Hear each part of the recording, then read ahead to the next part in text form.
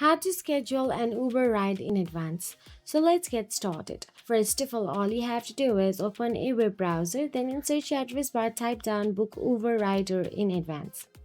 Then tap on the first option available there and navigate to the official page of Uber where you can schedule an Uber ride in advance.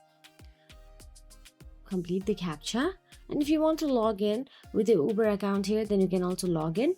Here you can see there is the pickup location. Manually enter your pickup location, then right next there you can see destination box. Tap on it, then tap on the clock plus calendar icon to schedule a ride. Select the date and time you want to be picked up. Uber lets you schedule rides 5 minutes to 30 days in advance.